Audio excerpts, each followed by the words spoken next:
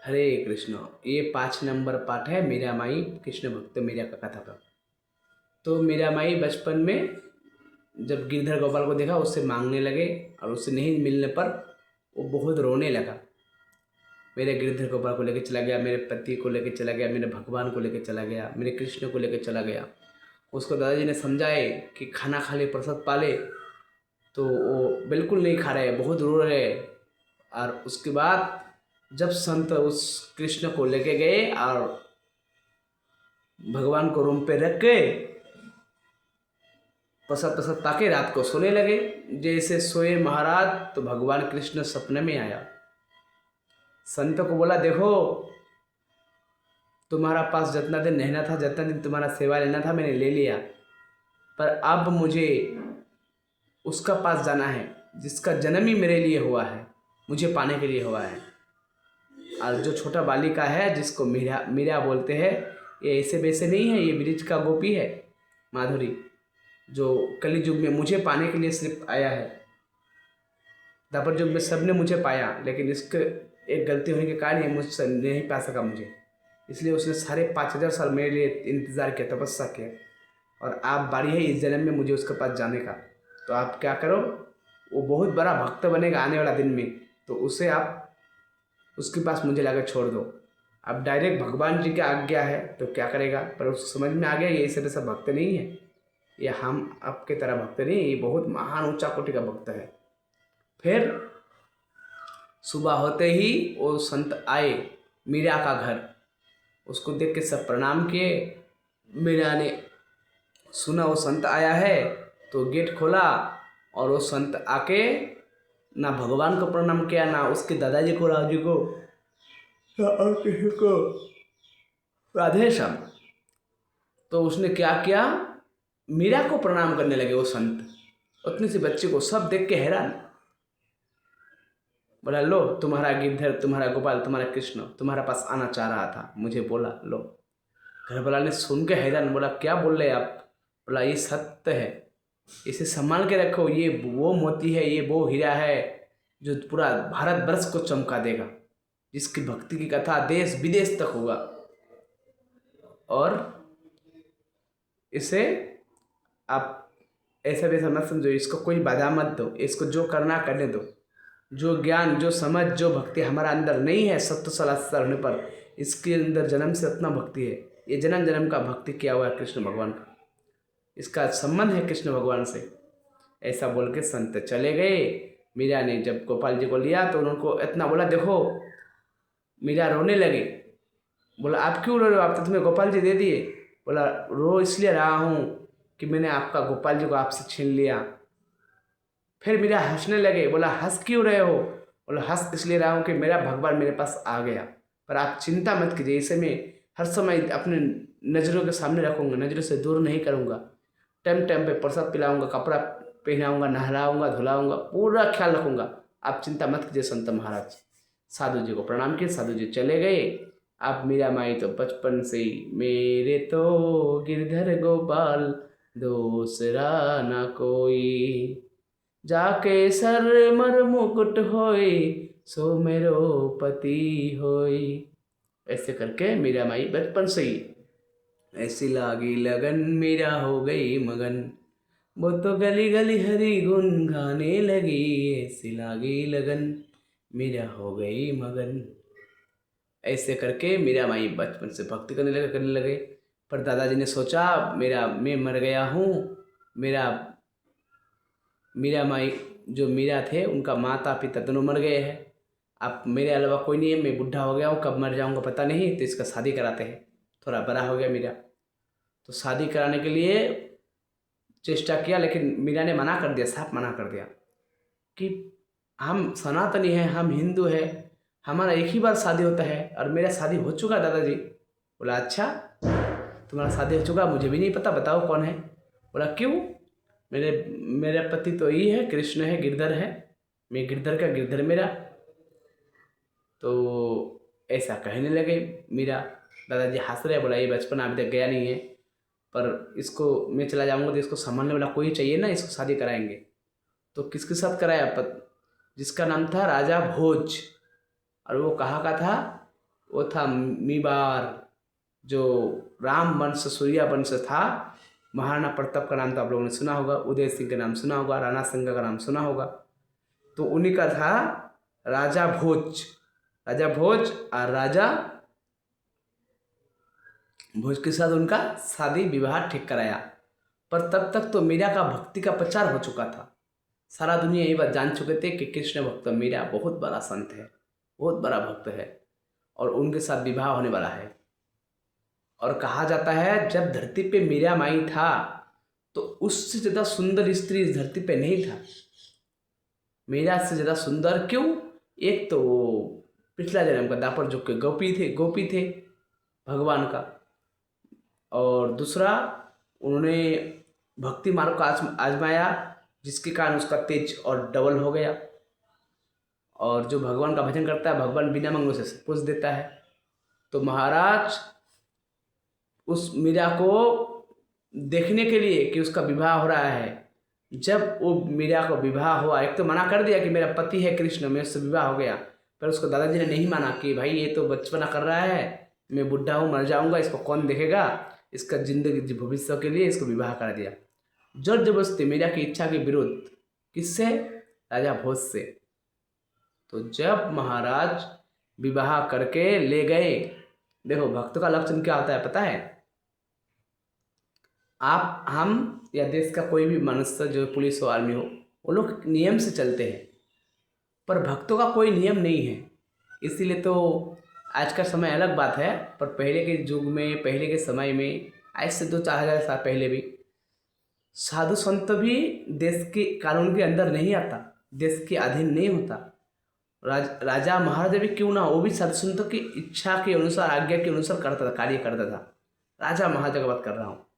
कई police army ये सब तो छोटा मोटा वकील वगैरह छोटा छोटा चीज़ है, ये सब छोटा छोटा, लेकिन बड़ा बड़ा जो प्रधानमंत्री और बड़ा बड़ा जो पोस्ट का नेता होते थे, राजा होते थे, महाराजा होते थे, वो भी संतों की इच्छा से चलता था, संतों की आज्ञा करता था, संतों की सेवा करता था और अपने आप को बड़ा भाग्यवान समझता था। ऐसा पहले का टाइम था। तो मीरा माई का जब विवाह हुआ, विवाह होके लेके गए, ससुराल गए मीरा। अब मीरा ससुराल गया, ये बात सुन के पूरा के पूरा उसका देवरानी, उसका सास, उसका जितना भी वो आत्मीय स्वजन है, सब आ गए महाराज।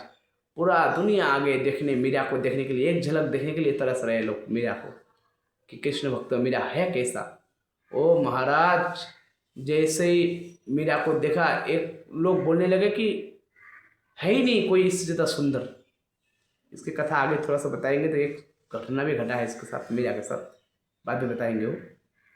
तो मीरा जैसे आए तो सबने महाराज फूल चंदन माला ऐसे पहनाए और सबने उसका आदर संस्कार करके उसको घर पे बुलाया। तो बुलाने पर घर पे गए और जाते ही महाराज गेट पे उसके ननंदिनी ने रोक लिया। उसका भाई से कुछ मांगा तो उसका भाई ने तो कुछ सोने चांदी का, कुछ डायमंड था, हीरे का हार वगैरह दे दिया। बोला भाभी, मीरा भाभी मुझे भी दो। तो मीरा माई ने आते ही, भक्तों का एक स्वभाव होता है, वो चाहता है भाई तुम्हें संसार का कोई वस्तु दे दो, कीमती से कीमती, हीरा मोती, जमीन जायदाद, प्रधानमंत्री की कुर्सी, पर तुम्हें छोड़ के जाना ही है, यही छोड़ के जाना है। और क्या पता आज मैं दे दिया, काल ही तुम चले गए, काल ही तुम्हारा स्वाहा हो गया, तो हरी बोल। तो ये सब चीज़ तो बेकार है, निर्जीव वस्तु है। मैं तुम्हें तुम्हारा कल्याण हो सके वैसा कोई वस्तु देता हूँ। मीरा माई ने गले से, उनके अंदर बहुत हार जबरत पहना हुआ था, लेकिन गले से कंठी निकाला, कंठी निकाल के उसके ननन को दिया। बोला देखो एक ऐसा वस्तु दे रहा हूँ, इसको साधारण न समझना, ये अगर तुम्हारा गले में रहा, इसे पहन के अगर तुम मर गए, तुम्हारा ये जितना भी कीमती वस्तु है तुम्हें अभी तुम्हारा भैया ने दिया, ये सब ये लोग खोल लेना है, पहनने के लिए दिया है बस, किराया में समझ लो, फिर बाद में खोल लेना मैंने कहा, पर ये तुम्हारा मरने का बाद भी तुम्हारा साथ जाएगा, इसे कोई नहीं खोलेगा। और क्या इसमें लाभ है? ये पहन के मरोगे तुम्हें जमदूत नहीं लेने आएगा, ये पहन के मरोगे तुम्हें 28 नरक नहीं जाना पड़ेगा। इस कंठी का इतना महिमा है, तुम कभी नरक नहीं जाओगे। जमते तो पिटाई नहीं खाना पड़ेगा, 28 नरक नहीं देखना पड़ेगा। तो इसलिए इस कंठी को देता हूँ, इसको पहनो। ओ महाराज, उनके ननन को बड़ा गुस्सा आ गया। बोला नहीं देना था, कुछ सोना चांदी इतना कम चूस हो आप तो मत दो, एक लकड़ी का हम क्या करेंगे। आप कहते हैं ना कुत्ता वो घी हजम नहीं होता, तो जो कुछ कुछ इंसान ऐसे होते हैं जिसको भक्ति की कथा और भगवान के भक्तों की कथा, साधु संतों की कथा पूरा ठीक लगता है। क्या बोल रहा है, पागल हो गया है। तो क्या कहना, जो जैसा है वैसा सोचेगा, उसका दिमाग ही उतना है तो उतना ही सोचेगा वो। पर आज भी एक बात को समझो, भागवत, एक इंसान ने प्रश्न किया था कि आखिर भागवत कथा सुनने में या हरि कथा, हरि भक्तों कथा सुनने से होता क्या है। तो शास्त्र कहता है, धुंधकारी जैसा महापापी प्रेत आत्मा हरि कथा, हरि भक्तों कथा सुन के उद्धार हो गया है, प्रमाण है। हरि कथा सुन के अजामिल हरि का नाम लेके सिर्फ मरते समय उद्धार हो गया, नरक जाने वाला था, वैकुंठ पहुंच गया। सिर्फ हरि का नाम लेने से हनुमान जी चिरंजीवी बन गए। हरि का नाम लेने से क्या होगा, आप लोग सोचते हैं। हरि का नाम लेने से प्रहलाद को ना आग जला पाया, ना कोई किसी तरह से कोई मार पाए। हरि कथा से कितना चमत्कार होते हैं, हरि भक्त से। आज भी हरि हरि कथा, भागवत कथा करने से सिर्फ 7 दिन में कोई जीव जिसने कभी कुछ कर्म नहीं किया, सिर्फ हरि कथा सुन के 7 दिन में वैकुंठ भगवान का धाम पहुंच जाता है। ये हरि कथा, हरि भक्तों कथा का महिमा है।